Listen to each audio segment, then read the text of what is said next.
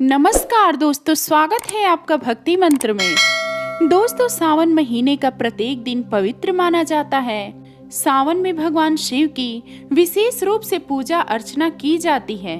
सावन की अमावस्या को ही हरियाली अमावस्या या फिर श्रावणी अमावस्या कहा जाता है। इस दिन नदी में स्नान करने और दान करने का बड़ा महत्व है। इस दिन अपने पितरों की आत्मा की शांति के लिए पिंडदान, तर्पण, कथा श्रवण और श्राद्ध किया जाता है। हरियाली अमावस्या इस बार 8 अगस्त रविवार के दिन पड़ रही है। आइए जानते हैं सावन के हरियाली अमावस्या की कथा क्या है। बहुत समय पहले की बात है। किसी नगर में एक प्रतापी राजा रहता था। उनका एक बेटा और एक बहू थे। एक दिन बहू ने चोरी से कुछ मिठाई खा लिया और नाम चूहे का लगा दिया, जिसकी वजह से चूहे को बहुत गुस्सा आ गया। उसने मन ही मन निश्चय किया कि चोर को राजा के सामने लेकर आऊंगा। एक दिन राजा के यहाँ कुछ मेहमान आए हुए थे। सभी मेहमान राजा के कमरे में सोए हुए थे।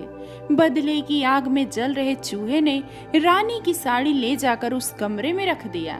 जब सुबह मेहमानों की आंखें खुली और उन्होंने रानी का कपड़ा देखा तो हैरान रह गए। जब राजा को इस बात का पता चला तो उन्होंने अपनी बहू को महल से निकाल दिया। रानी रोज शाम को एक पेड़ के पास दिया जलाती और ज्वार उगाने का काम करती थी। रानी रोज पूजा करती थी और गुड़ धानी का प्रसाद बांटती थी। एक दिन राजा उस रास्ते से निकल रहे थे तो उनकी नजर उन दियों पर पड़ी। राजमहल लौटकर राजा ने सैनिकों को जंगल भेजा और कहा कि देख कर आओ वहाँ क्या हो रहा था। सैनिक जंगल में उस पीपल के पेड़ के नीचे गए। उन्होंने वहां देखा कि दिए आपस में बातें कर रहे थे। सभी अपनी अपनी कहानी बता रहे थे।